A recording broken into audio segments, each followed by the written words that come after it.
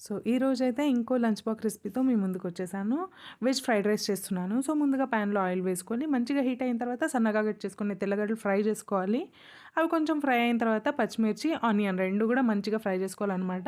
అన్నీ హై ఫ్లేమ్‌లో చేసుకోవాలి. ఇంకా నా దగ్గర చిక్కుడుకాయలు, క్యారెట్ ఉన్నింది. ఇవైతే ఫ్రై చేస్తున్నాను. మీకు నచ్చితే క్యాప్సికమ్, క్యాబేజ్, బీన్స్ ఇలాంటివన్నీ కూడా వేసుకొని ఫ్రై చేసుకోవచ్చనమాట. కొంచెం మంచిగా మగ్గిన తర్వాత వెజిటబుల్ మగ్గుతుంది కదా! ఆ టైంలో మనము సోయా సాస్, కెచప్ 2 వేసుకుంటున్నాను. వెనిగర్ అయితే నేను స్కిప్ చేస్తున్నాను. నేను రైస్‌కి యాడ్ చేయననమాట.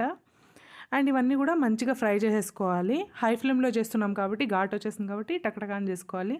ఇంకా మంచిగా మగ్గిన తర్వాత రైస్ అయితే వేసేసుకోవాలి. ఇదొచ్చేసి 80% కుక్ అయితే ఫ్రైడ్ రైస్ టేస్టీగా చాలా బావుంటుంది. ఇన్‌కేస్ కుక్కర్‌లో చేస్తున్నారంటే 1 గ్లాస్ రైస్‌కి 1:30 లేదా 1:45 గ్లాస్ అంత వాటర్ పెట్టుకుంటే సరిపోతుంది. అదైతే 80% కరెక్ట్‌గా కుక్ అయ్యేదానికి సరిపోతుందనమాట.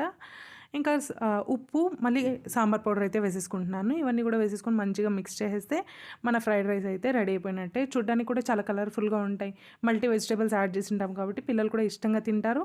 అండ్ మనం ఇంట్లో చేసిండేది కాబట్టి చాలా హెల్తీ కూడా ఉంటుంది. అంటే మంచి ఆయిల్ అంతా వేస్తాం కాబట్టి.